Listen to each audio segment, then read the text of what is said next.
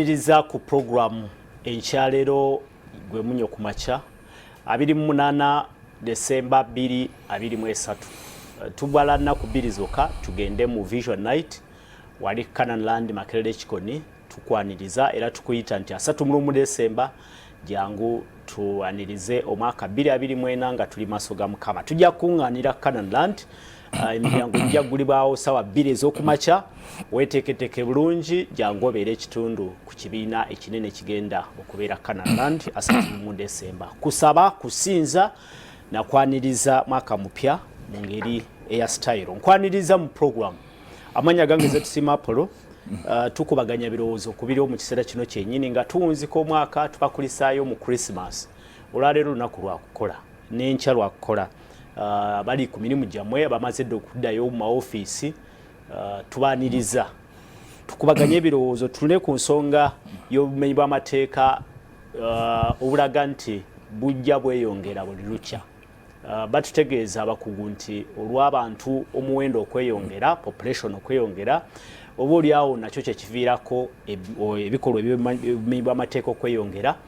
ripooti ya poliisi eraga nti mu nnaku enkulu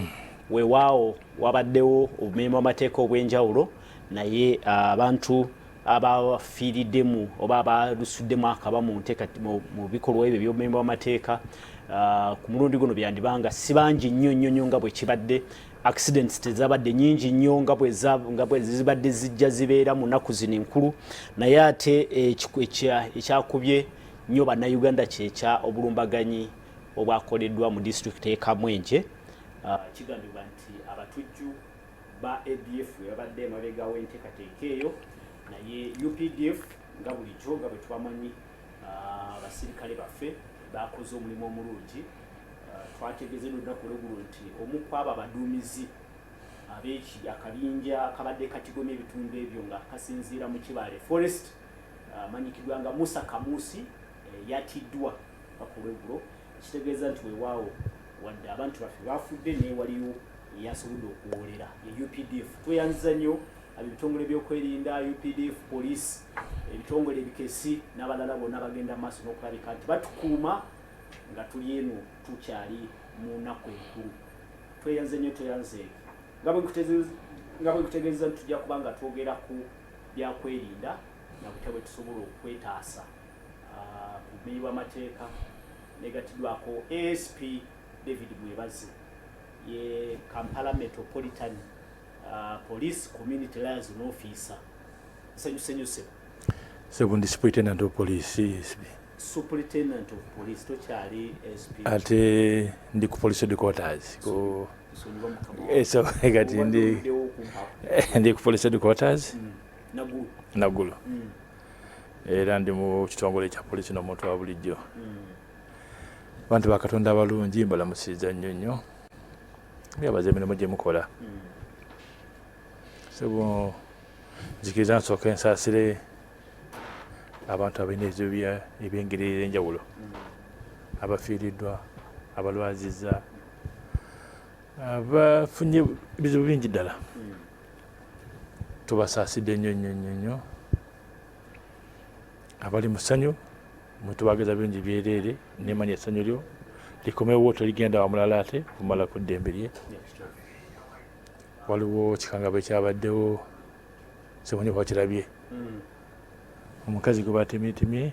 paati amateeka wali tusaasidde nnyo ab'enganda lye oba tulina balabako amateringi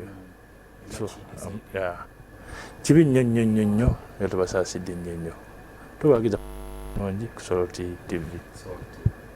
kale bwetu bwetandisa Omunnyo ku makya program ene kutusibaako aba John Haas International College of Health Sciences basangibwa bitundu ebyenjeru Buyikwe district bagamba nti babangula abayizi mu masomo ag'ebyobujjanjabi n'obusawo intake egenda maaso okuwandiisa abayizi mu kiseera kino kyennyini eya January mpozi n'eya July nayo gyeri genda wewandiise omuyizi wandiisa weyandyagadde okubangulwa mu byekisawo eba John Haas International College of Health Sciences Buyikwe mu Njeru municipality Njeru municipality Mbuyikwe district mubanoonyeeko njogedde wali nti obumenyi bw'amateeka bweyongera batugamba nti population bweyongera n'ebikolwa by'ekika bw'ekityo nabyo byeyongera simanyi oba ndi mutuufu oli mutuufu sebo bwe gwali edda si bwe guli olwaleero emirembe egyedda bwe gyali nga tujja tweyongera mu maaso emisango gyeyongera lwa population y'abantu eriwo ate tuva ku bantu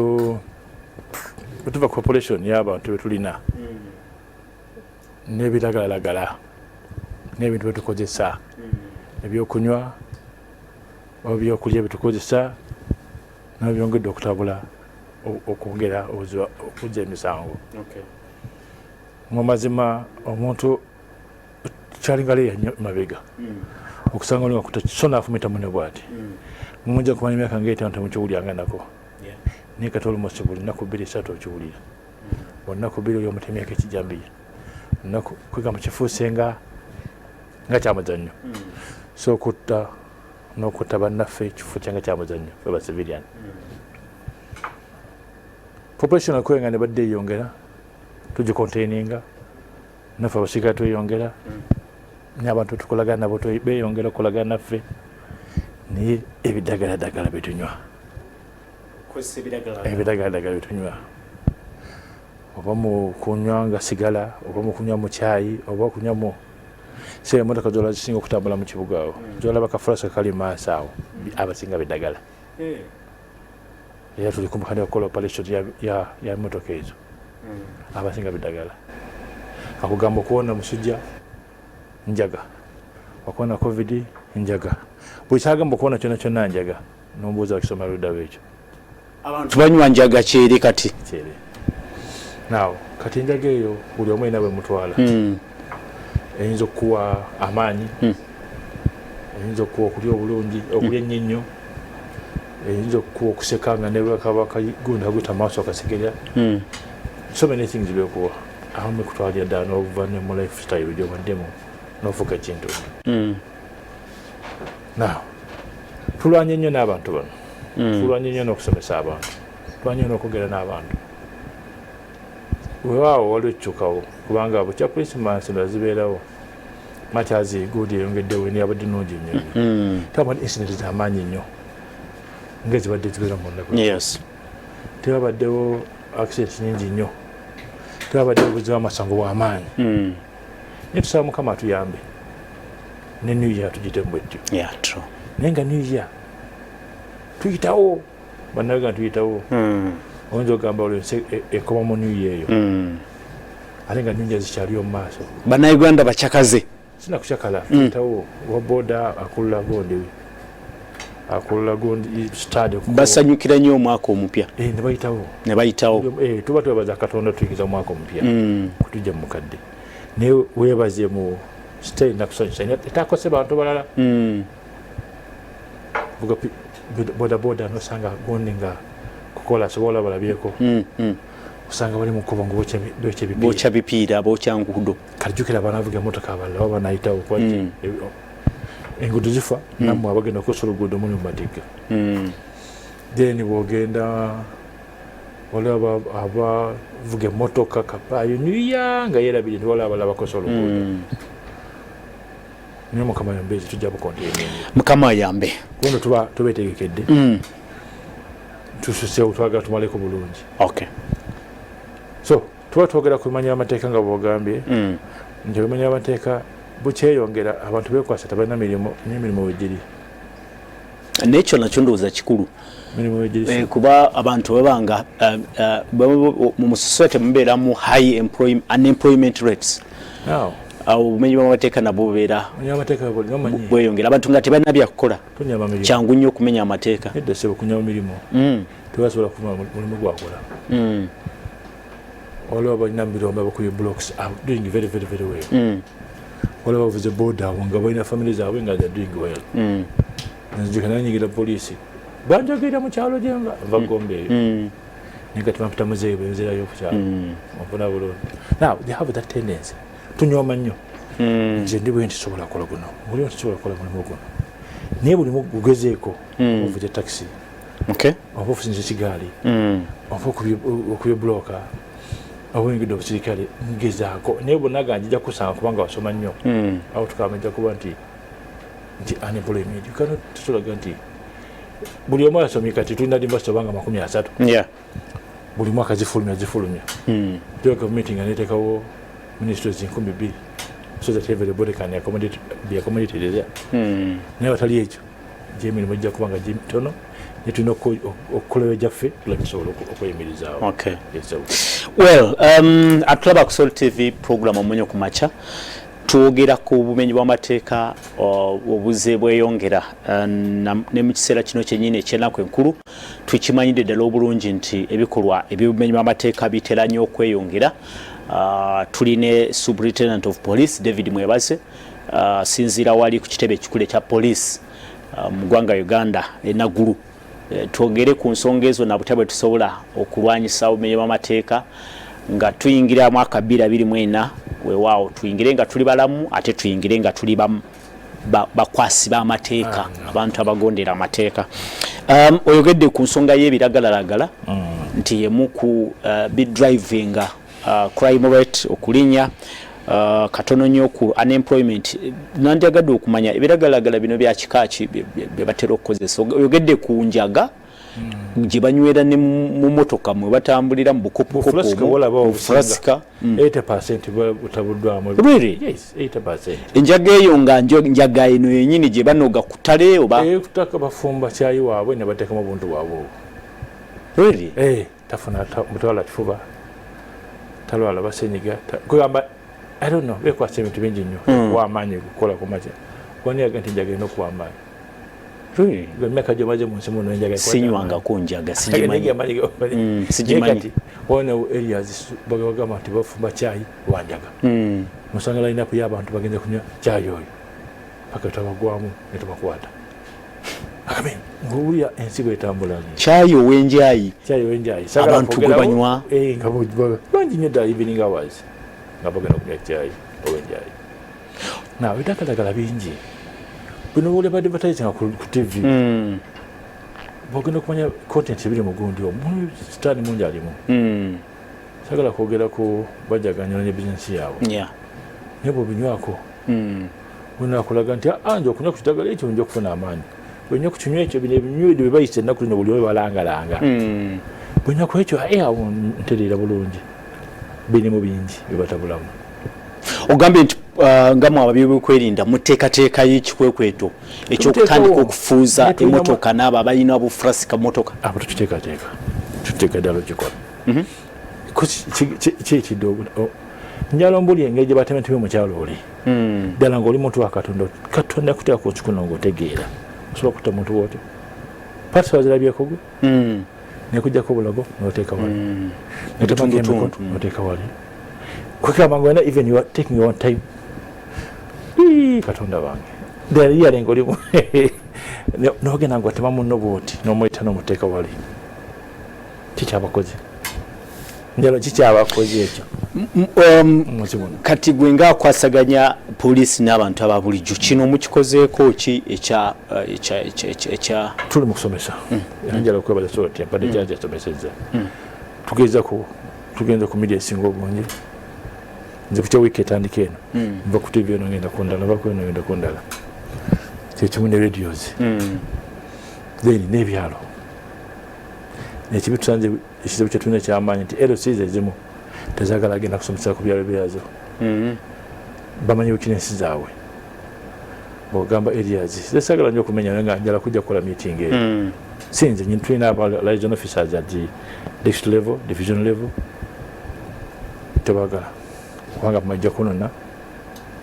kikyapola negikola abamu gamba ero singa nokuwa nga tewera ngenimu abantu basatu chairman vice mukazi we defense mutabanyiwe ero zeweddeyo nestamp beera wano so bwogenda oba nakuba meeting ku kyalo nobabula kye balina okukola oba bona ne bizinesi yaabwe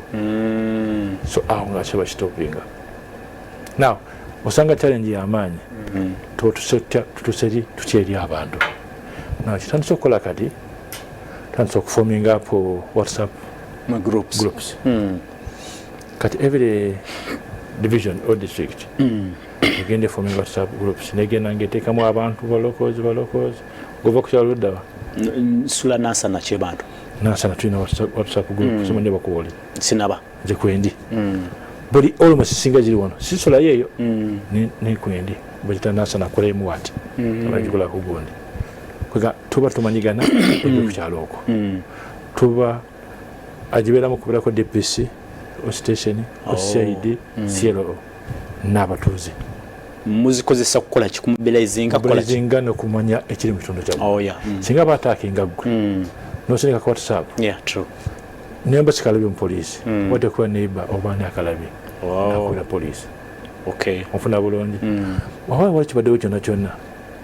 mukozesa ku WhatsApp ako obundi akaweeza n'agamba nyina kyempulidde wa neighbor tumuyambe nendowooza eyo nkola nungi ne mu byalo ebirala byonna gye bigyetana kutuuka abantu basobola okwekolamu omulimu ne bakola WhatsApp groups sinanga wano gye bateekyanja well organized namusanye bo yaabwe eri modern ennyo nti namusanye bwe gavaako bacommunicatinga ani bamembe gwe tulina wano gundi oba nembwa nebogola nnyo babuuza ko kizibu ogola nnyo kiwanga there's so many ni mu kyalo egyo obulya bujuuko nabo balina WhatsApp group yaabwe etuyambe okukonectinga nabo to abantu babeere ne waliwo gye batagwanga mujje muyite erese ekole gundi nti tufune ba ngoma oba firimbi oba ebirebe so that if you are attacked nokuba firimbi bonna bajja kumanya nti wali kiguddewo so people will converge obakwira poliisi okujja okulwana okulaba bakwesikiwinga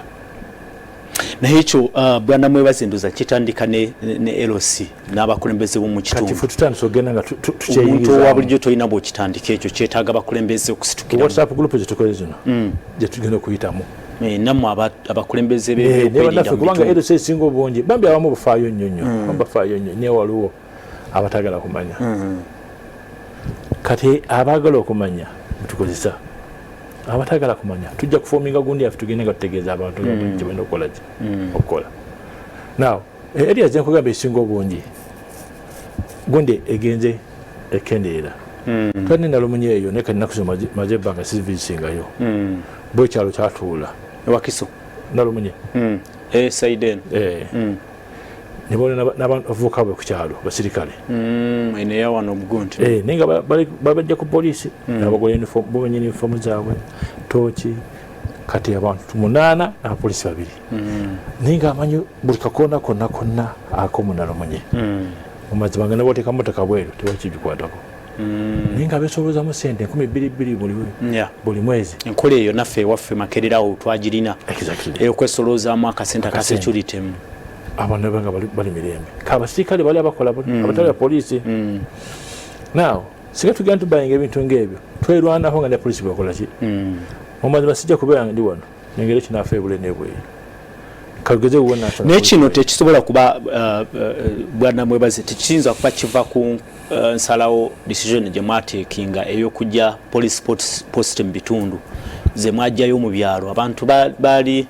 obaoliwo bali kalekaleko nga balina gye basobola okuddukira mu bwangu manipa ali ekendedde naye kati bagenze badiddamu batula balaba osanga omusirikale babiri ku poliisi yete banaakolaki bwaba oli omusango ogenda okukwata asigalewo omu oba nabagende baggalewo onfunawa kati bagenda okulaba nga gundi tesobola kutambula buli manipa nga ntono nnyo titumala tuli batono abasirikale kyengamba nti ekyo mukituusizaawa mulina kyemukolawo okulaba nga mukiddamu muzeeyo poliisi mu bitundu bongera abasirikale abalala nabo nayeyongera nga zigenda ziddawo kubanga ekisinga n'abantu batuwaza bwereere ekisinga zolabe eyo twazituwa bwereere timuggyemu ennyumba yiino mujje poliisi wano so tubakakasa mukama ge mubeezi mu bbanga ettono ziyinza okuddawo ekyo baani waggulu bakipulaninga bakama baffe okulaba nti kikola kiddawo aye nazo naye baweere nga tewali nkolagana nnungi wakati waffe nammwe tezijja kukola naffe tulina empisa zaffe embi tulinamu nennungi naye kati mu nnungi n'embi tukolaganye wamu onfuna bulungi tugenda tukolaganyamu nombuulya kino notubuula ekibadde mu kitundu nga si kya lugambo notuwako information nti waliwo ekyamu bwekiti kituyamba okulaba tusobola okuvuunuka embeera ekyamu kino kyakwataganira wamu okay bwe tunabeera ffekka tetusobola kumalako okay tujja kujjanga incident ng'eguddewo kubanga tetumanyi kiri eyo yeah awo tudda mu kamera zisobola okutuuka sasobola muti kamera zituukawo naawo mufe ebimu bwetugendamu kusanga mulimu enzikiza y'amaanyi ddala yeah actually neyo nayo factor nti mu bitundu enzikiza nayo abamenyi b'amateeka basobola okukozesa akakisaako mu bufo obulimu enzikiza exactly waliwo akafo wano namere baali bababba enkya neggulu era mwekuŋŋaanye olitala byatusola bino mubiteeke amazima bubi bwakendeera ngaosobola okuva n'olengera eri n'olengera eno osobola okutambula naye osanga awantu amu n'ova wano n'otuuka emmengo oli mu nzikiza omukyama abeera omwo mu kafo kanoonya mwekolemu mulimu abatuuze ebitundu ebyo birimu aba LC ebinoberosi bubalowooza ki munange bikolemu omulimu ombanga mumanyi nti waliwo akasiko kali wali babeera babumanyi nti wali abakyala bababbirako obusawo bakola ki naye nga waliwo enzikiza mwekolemu omulimu mutikike ettaala oba okendeeza okulanyisa ebyange kati walandlodi nabo batongedde nnyo kukuza emisango balandlord omuntu wajja tafaayo yekasa afuna ssente obutawandiisa bapangisa tabawandiisizza tamanyi gyavudde tazina baluwa yerusi gyavudde gugomuwadde byanaakola munda tatubimanyi bangi batukutte wano onagamba onakulaba niba twamala abantu tumutegeera kasi kyoyogera twoyogere from day one no waliwo incident ene yasembayo gye bazuula nabweru abasajja abo ababbomu abateeka bbomu tibali bapangisiza mu kitundu ekyo okumala emyezi oba ng'esatu nga baliyo omwo mu nju landodeka tujja kuvunaana landode ejja kuvunaanibwa sooka wetegereze omuntu gyava mu gyekendanga muntu ajje nebbaluwa yerosi gyavudde mu reporting mu erosi gyobeeramu erosi yaziddemu emumanyi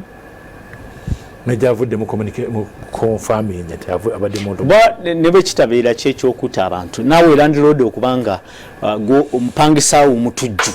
nawe kenyini tobeera safe exactly ate tetukimanya yalowooza ndo yakasafunye sente ate tulina babuloka bano ye buloka tafaayo abaleeta kasafuna sente ze era kuwanya ayinza okugamba landlord ono nga bali omulungi ennyo gyobeera mumanyi so tubasaba ebyo bingi bireeta ekyakyoyita mu bitundu now tusanga wala abantu abazanya empira ejja late hours omunobeera mu kibanda paka saa 7:8 n'omupiira gwedde oli mu firimu abamu abayinga time asobola okukola ki asobola okugenda abbe atwaliza amenya amayumba tulina abaana balina balaga figana amasaamusaamu ago bamama abeeredde nemanya baani abo omuntu n'agula ekipa ya bia n'agikombera okuva ku saa 2 paka saa 7 tenakugwamu yaba muntu kyoyo wanagula kawolagi n'abeera gakombe tayongerako takola ki tukola tumwebuuza mu muntu kyona atakola ki atanya omwenge gumala mukabanga onyampola nekyo kizaffe mu makyaki masinzizo olwejja n'engeri gyakubamu enga olabye ddala simulokole nenyimba takitegeera tusobola ffe twaniriza abalokole n'abatali balokole naye waliwo okulaba nga mune mayindi ze nga muli mukyanyola nti ono si mutuufu ngolaba mayindi ze olaba ali wala nnyo wabaga musabe nga tasabye oba agenda okufukamira wansi nga ali ku birala nnyo think twice ekikulu nti amakyaki agasinga obungi galina tulina abasirikale abakebera munda eva kati ebweru obeereko n'abali munda tambazamu mpolampola ngayekebejja ngaetundu ly'abantu bano olwo abaze obuzzi okumalirako obudde osobola okugenda okukola ki ngoba waze kusaba tusabye tulimu okuyimba tujakanya kyetukola kino tukikola onoonya ki mukyaki n'omubuuza pasitawo yaani nga tamumanyi wamanyiddwa nga bana ba prominent nga bugamba pasita Bujingo baani weyasobola okumwogera naye omubuuza pasita omulala mukyaki nga talina gwamanyi nombuuzaako oba wamuweereza yenna naye nga wala buli prominent amanyiddwa buli omu bwamanyi nga tabamanyi kale tugenda amaaso ne program Omunnyo ku makya aganga ensi tusima Apollo tulina Superintendent of Police David Mwebaze ava ku kitebe ekya police ekikulu enaggulu ye community liaison officer akwasaganya police n'omuntu owa bulijjo twogera ku bumenyi bw'amateeka na butya bwe tusobola obwewala mu kiseera kino kyennyini. Osobola okutusindikira obubaka naawe gy'oli eyo obeera ekitundu ku discussion egenda maaso. Sindika obubaka ku noti 7 noti 1 6 noti 9 noti 6 obubaka obwo buwandiike tukuba simu. Sindika obubaka buwandiike, tusindika voice note tubuulire. Oyinza okubuuza ekibuuzo kyo, oyinza okusindika obubaka n'otutegeeza ebizibu ebiviirako obumenyi bw'amateeka okweyongera, era omukulu atubuulire butya bwe basala amagezi okulabika nga balwanyisa obumenyi bw'amateeka. Program ene kutuusibwako aba John Huss International College of Health Sciences basangibwa mu Njeru Municipality Buikwe District. Mu banoonyeeko babangula abayizi mu masomo g'ebyobusawo n'ebyobujjanjabi, abagala okusoma nursing, midwifery n'ebirala bwe bityo. Intake eriwo kati ya January n'eya July omwaka ogwa 2024. Mugende mwewandiise mutwale abayizi abamaze senior 4 senior 6 n'aba diploma, mugende mulabike nga musoma mu environment enungi ate n'ebisale batutegeezezza nti nabyo bisoboka. Katono nnyo ku nsonga y'obutujju. Kuba kati abantu beeralikirivu mu bitundu ebyenjawulo okusingira ddala mu kiseera kino, ate tisina kiseera kya nnaku nkulu kuba abatujju babadde batukuba n'ennaku nkulu nga tizina bakutuuka. Precaution ziri ki omuntu ateekwa kukola ki okwegendereza obutafuuka victim? Omuntu wa bulijjo ab'ebyokwerinda muteekwa kuba nga ogwa mu kukola, naye omuntu wa bulijjo ateekwa kukola ki? Bye bino bye twogeddeko waliwo ekirala ekyenjawulo kyasobola okukola. Ekyenjawulo kyasobola okukola. Sooka weefeeko gwagenda mu masanyu ago. Mu masanyu oba mu kusinza nga bijja kubeeramu bibiri, masanyu na kusinza. Sooka weefeeko enceekinga gye baceekinga muyingira olaba ekisanyusizza, tioba kuceekinze n'abala kubanga mubeera mu layini. Engeri gye baceekinza abantu bali mujja ekusanyusizza. Abatambuza ebisawo mutambuza byaki? Tubasaba ebisawo nungi nnyo naye leero mutuyambe okumugirekeyo. Olajja n'ensawo oyinza ogamba aba ne famire agitadde mu nsawo omwo. Tubasaba ebisawo gye tugenda okuyingira. Tuyinza okupasitopinga n'ebisawo byammwe. Okuyingira ayinza okufaaze n'omwana ajja kusinza an'ekisawo kye. Naye kwaki otambula n'omwana ettumbi eryo? Kwaki otambula n'omwana ekisaawo ezo? Naawo gwe osobola okwefaako ojja kuba omanyi kyetugendako n'okulabula banno. Ofuna bulungi olaba oli aganye okumuceekinga nawe wekwatira muceekinga. Mufiire amasanyu mu church zino bali bit organized. Awamulere churches ziri organized nnyo, bakkiriza bulungi era osanga bo batambula bulungi ddala. For sure Mukama kyatuyambe kiyinza ggwanga ntaana naye era mbadde njala kugamba nti nga tunakutuuka ku butya bwe bakebera. Babakebera bitundu ebirala byonna bakebera kuba waliwo ng'obutale, waliwo shopping malls, waliwo ki we tugenda eyo bifo gye bategekedde ebivulu okukebera kyekuli kyekisooka. Strictly tunaddira amateeka balina okukkiriza kukebera. Bafunye bakanyama baabwe naffe tujja kubeegattako, bafunye babbawonsa baabwe naffe tujja kubeegattako. Naye mutukirize babakebere. Waliwo abakyala ab'ebbeeyi n'abaama b'ebbeeyi abatagala kukwatwako, agamba galo kyagankwatako gano. Bani abantu naffe tuli bantu ba Katonda, tetuli banjawulo ku ggwe. Tukkirize tukukebere. Ofuna bulungi. Tulina abakyala bano munsonyi abakyala siboogera bukyamba n'abakyala ngalo egondi zino enjala empanva oba omukeberako nakkiriza mukyala mwena amukwateko omukwateko ngaani. Ffenna tuli kyekimu, ffenna tuli bantu Batonda kyekimu. Twagala kulaba tumaliriza omukolo guno bulungi ddala. Ffe bwe tulinga otera okulaba omupiira. Premier League bano abasirikale ab'ebweru bakubayo omugongo n'eggolo nebenja tamani nti eggolo enjoli abantu. Like naffe tugenda okubeera tujja kuba tuceekinga. Nyuye ejja kuyingira nga tuli mu kuceekinga. Nyuye ejja kuyingira munaamunywera musanyuka ffe nga tuli mukola ki kuceekinga. Twagala okumalako bulungi naye nga tukkiriziganyizza mutukirize tubawabule mulimu gwaffe ate tujja tubeera mu magezi ku mulimu gwaffe gwe tumanyi. Like wanagwe nawo omusajja abadde akola mu byuma ne amagezi simanyi babisetinga bwe. So naffe tutuwa amagezi mu gwaffe tugamanyi tugahandolinga. Kkiriza bwe twagala tukole, kkiriza amateeka galiwo tusobole okumalako obulungi. tulina area gye tumanyi wano tulina area tumanyi kati nga kunkuukaawo tujja wano tugenda kugamba nti wonoonye eki wano ate kati gondi y'abanyarwanda nogamba ubundi munyarwanda gulidde naye tujja kukola mulimu gwa gavumenti tujja kukola mulimu gw'abantu bonna mutukirize tubacekinga bajjewo olukizikisi ekyo bajjewo oluntu olwo ffenna tuli bantu kyekimu tukona natuuka naye nga manakugamba naye ngaolaba embeera bwetyo bwetyo naye nga tayagala kumusemberera tayagala mukwatako oyinza ogaba abaaki oba oli mugenge tetuli bagenge neffe tuli bantu nga gwe bwoli twagala ffenna tuve mu mirembe olaba gundi yakuba pomu yakuba erugogo 2010 olutuuka ffe tusooka kusinde naffe tuli bantu nolaba munno bwalumizibwa nolaba munno bwataaja nolaba munno bwakaaba nolaba munno bwafudde toka singa abadde nze singa abadde muganda wange so naffe kituluma kikifa tulwana nyo tutwagala tumaleko bulungi nga ffe tuli mirembe so abantu babeere cooperative mbadde mbuuziza nti okukebera kugenda maaso kubanga nze area tetulamenye okukeberamu nnyo ebifunga nga Owino market sente bali ku ddembe market yo mukama kyatuyambye tulwana nnyo n'abantu bayo abantu bayingira buyingiza sanapu y'amaanyi naye tugeza kye tusobola n'abaamu tubalina bannaabo bakoza naye balina influence nyingi nnyo tusobola zikavalinga zonna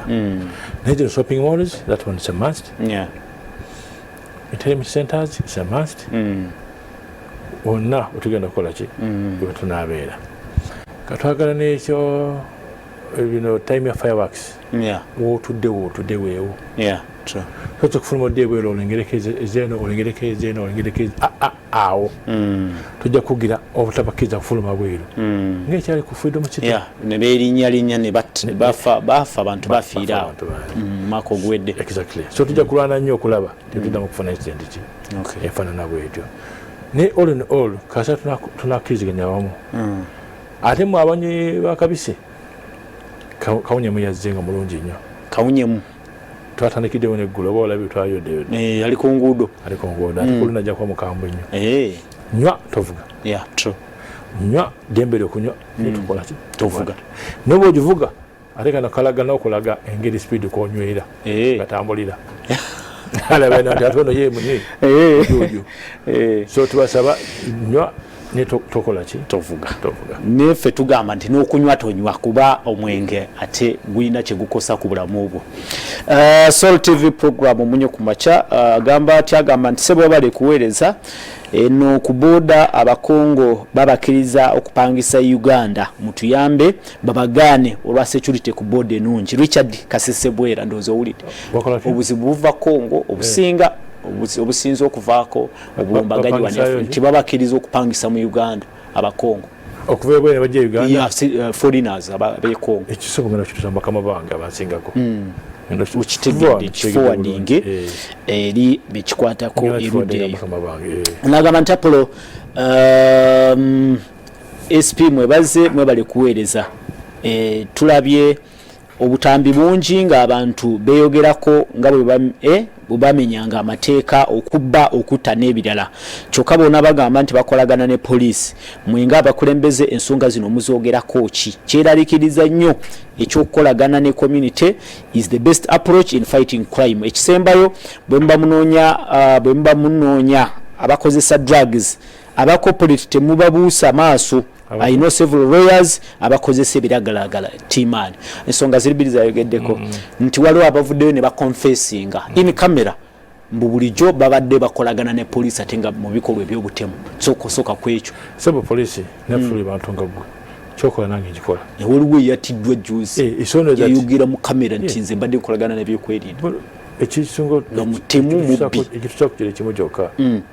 nti mba nyambala uniform oba ngeze ku training naye nga bwoli byokola nange mbikola oba olimba sobola okulimba oba oli musi nange sobola okubanga ndi musi ekyenjawulo kirimu kyokka kubanga na training bwa naye abantu abasinga obungi abo bagobeddwa tuba polisi yaffe enamba teba nene ebanga epikinga ne bagobwa bagenze mu kooti babasibiddwa abalala bali katebe you get me utsanga abantu abo ayinonye nyere police watambule nyere police avunaanibwa naye ono kyayogerako Timani ayogera ku police okukolagana n'abamenyi b'amateeka bebe kugamba avunaanibwa kubanga tukugwamu ngo bado kolagana nabo baga omusayira gamba sikola banyo bado fika enako zitukira makomo mumwe mu police mubeeramu abakolagana n'abamenyi b'amateeka era bwe mubakwatako muba tubavunaana okay that is good banji nje batugamba egunda akola ne mu visit ngenda namutwala mu court namugoba afana muvunaana mu ngeri mu bendala okay kino kyasembezaayo kyaba corporate nti nabo mbanga mufefeta aba batambula nga bayikozesa ebiragalalagala mbubolo wa corporate abo balawyers abo abalala aba banene abo tubalina nabo mwe bali tugenda kutandika bafefeta buli nebweya twasaba ne bakamafe basaba ne government etunonyiza mbwali wakuuma akalenga akakawonyemu kukabidagalalagala olikogira mboti kalagenda nti ateggwe ebiragala bituuse buli nebweya okagira ko bwe tagaba atono mukambwe obone akatandika obone ali eso okay tunagamba balamusiza nnyo afande Siro yebali nnyo naye ekizibu ky'obumenyi bw'amateeka kiviira ddala ku kwasisa nga poliisi abasirikale bangi ate ku mutendera gyonna bakolagana n'abantu abamenyi b'amateeka nze waliwo ababbi bemanyi naye nga bakolagana n'abakulu mu poliisi nze Kibirige Dennis coordinator y'ekyekazi na Kasongola abadde akyanukudde ekyo tugambye nti bwe bakwatako yes kituufu nti waliwo abakolagana n'abamenyi b'amateeka naye bakwatako babavunaana butereevu. Good morning Apple, why do security people always strictly check people entering concerts only during early hours of the day and relax during late hours of the night? I'm Dennis in Mityana kyokebera kubeera mu kukola misana mukolo Dennis bwe buziba ne buwungeera nga mukivaako mukolo Dennis ne byakyuseemu shadow shifts the time ndoza babakowa bakowa abakebera teko shift endala so kutobe kyusizaamu tibajja kukola paka kumalako ne bana babouncer baleeta okola kondo ka time novaaho abantu bakola ki bayingira okay akadde no katutwaliriza tuyita mbubaka babatulaba abatuliriza. Thanks for the show. Wano ebakuli abayaye bangi naye police tefaayo OC station yafuuka mukwano gwabwe sibyaliko some help. I'm Dennis at Bakuli Dennis see jurisdiction yo Bakuli ya bambe station ta atali mupyana okuba station achali ni chingamba nawo kitu otwala wo nawo Bakuli yawo nali ku radio ezimu ninkwera DPC ne bayolo buvuko bono bakola kibwaliwo Bakuli kubitala wenyine our problem is one abantu afa bakimanye futukwate mtwala mu court si yafe kote ide baoninga oba sibe mize ebiri obesatu kati wade bagwawo ne yomuuli dono bogedde ku station kaka samba one station achali mupya oli abade tanana kumanya Kampala bulungi eyo si already Kampala era ngenda kuva wano tulifenna ngenda kuwera DPC nga tumuliza wano mugamba bogedde ABCD Bakuli baba akomyewo kubanga nali ku radio yamwe ne ba complaining ne bajja bakwata abantu bonna abaliwo bali babana misana nga amasimu bakola ki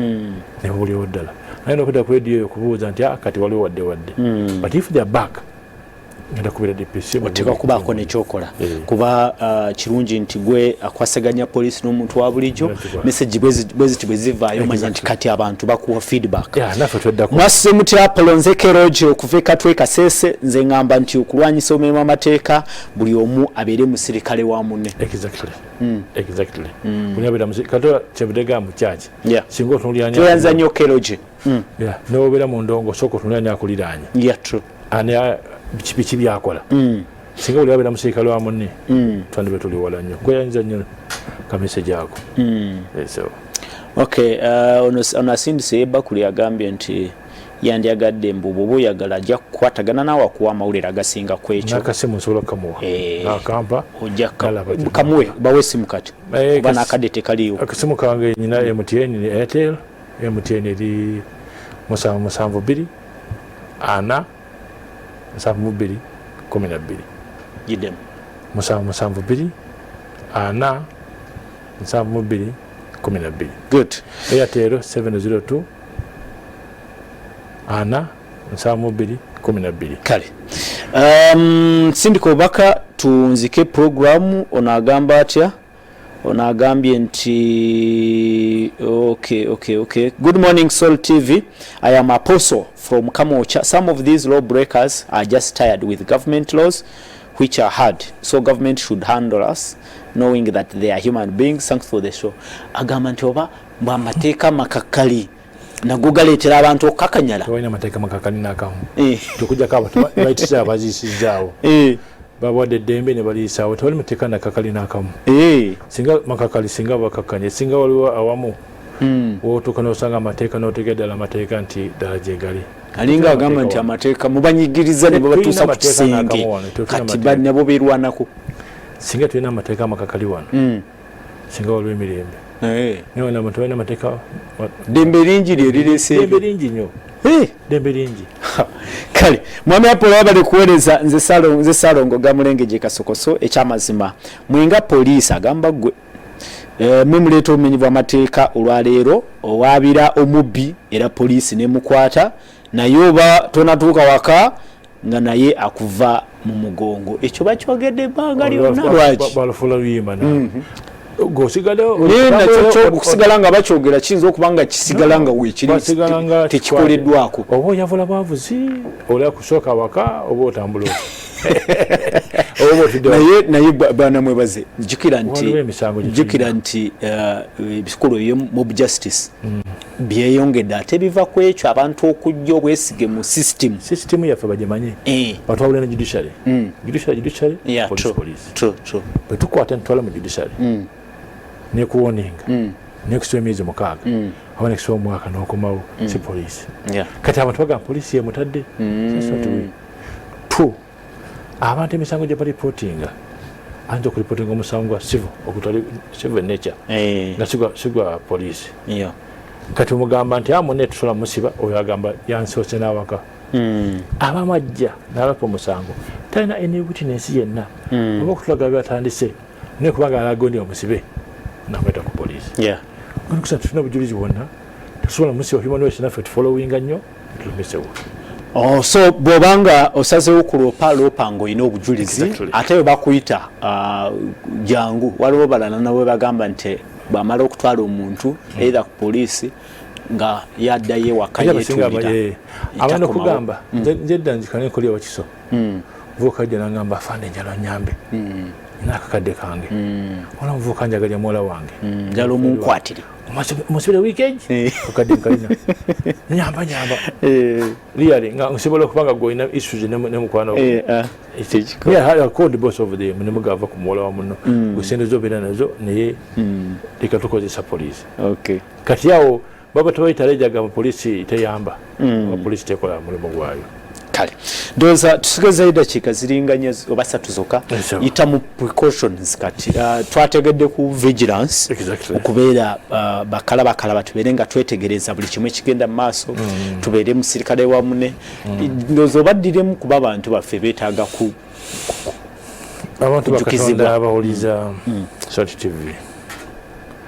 tugenda mu New Year tugenda ku celebratinga mukama tuyingiza mu New Year New Year zikyajja tezinakuggwayo sabo gomanyi bwenava mu nsi muno nedda simanyi olidde New Year zimeka ziri 40 ndowooza mu meka 3 nze ndi mu 5 New Year zikyajja tukya celebratinga ne Christmas zikyajja manya wokoma ekakuyita waate tufune obubenje munnyo ku nnaku lwa New Year sanyuka ng'omanyawo n'olwenja